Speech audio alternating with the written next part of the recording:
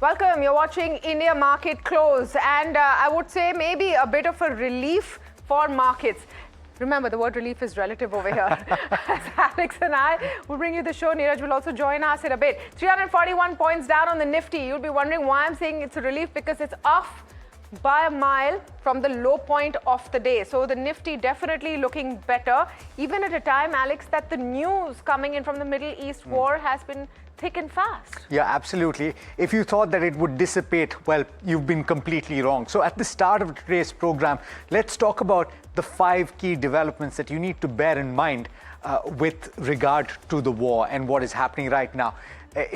Iran continues to strike various targets with drones and missiles. In fact, the latest development could well be an attack on oil tankers. This is something that is just about coming through. We'll get you details of that in just a bit.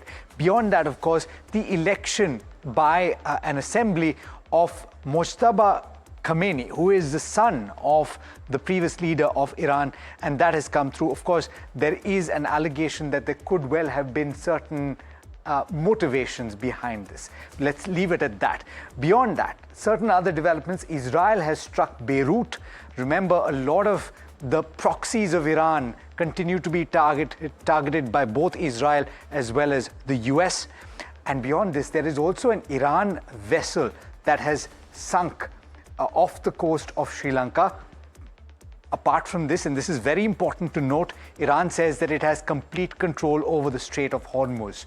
This is an important statement to make. Yeah, you know, this I think the Strait of Hormuz is a word missing here, but Strait of Hormuz is what we're talking about. 10 ships have been attacked, so that's the new theater of war. So that's what's happening on the geopolitical front. Here's what's happening on the market front.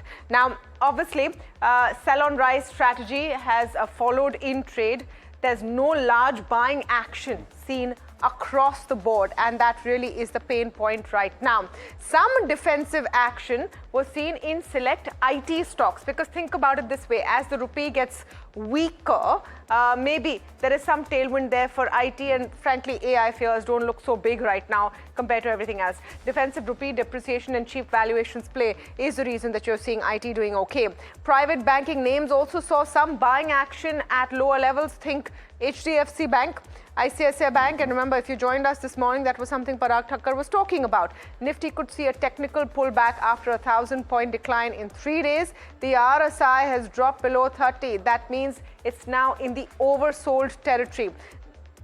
Support levels for the Nifty right now at 24,400, 24,300 and 24,200, and it's seen a 150-point recovery from the day's low, largely technical, as a sell on rise strategy continues. So there's no doubt about it. We're essentially seeing a pullback. Let me pull up the Nifty heat map for you as we're taking you through those details. And the Nifty heat map will show you that the only relief, if at all, is from some IT stocks. CIL doing okay. Bharti Airtel is also seen a strong move. Again, I mean, I don't want to keep saying this, but the fact is that this is what we talked about in our opening show today. What is interesting, though, the Bharti Airtel, Infosys, as well as HDFC Bank. Absolutely. Yeah. What is interesting is ONGC was at the top of the list. It has dropped down, though, 1% lower.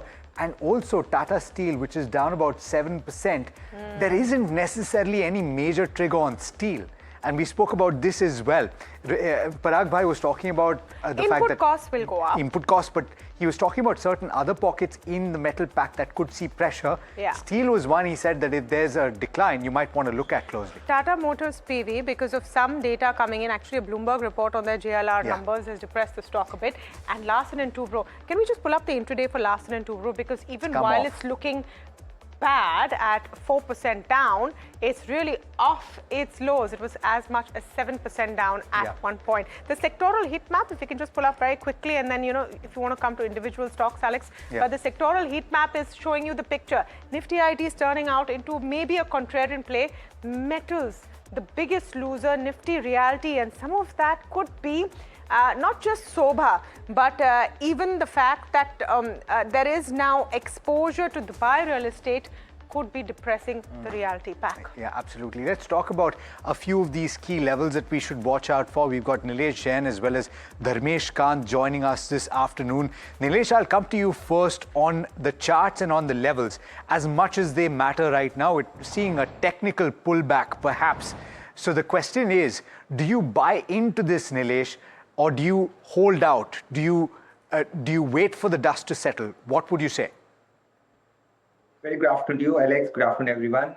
Well, a similar kind of a pullback move we did see on Monday as well. But today we open on a gap down note, and now we are making a similar attempt to fill the intraday gap. But looking at the overall setup, today Nifty's low that is placed somewhere around 24,300. That is acting as a very strong support because that's the support area, and these are the levels that we have seen earlier last year in the month of July, August, and similar kind of rebound that we have seen over in that particular time. So overall, as of now, looking at the broader structure, which has already turned on negative side, so we can expect merely a pullback since the Nifty RSI, which has gone into near about oversold territory at 30. So a technical bounce that cannot be ruled out, but these pullbacks are unlikely to be as sustainable. And on the upside, 24,600, 24,650, that's the immediate resistance zone that might be tested on this particular pullback. But overall, I would rather wait for a confirmation about 24,800 to call it as a short-term base, and then probably we'll get more confidence to ride this pullback up to 25,000. But as of now, I would rather wait for dust to settle down, as you have rightly pointed out, and I'll keep an eye on important support that has shifted to 24,500 on the closing basis. If Nifty manages to close about 24,500, then yes, tomorrow may be a pullback continuation day. All right. Individual counters, Nilesh, or would you say that you should wait for a bit? Are there still pockets where you can deploy? Well, absolutely. So we are keeping an eye on metal space as a whole, specifically aluminum play, that's Nalco.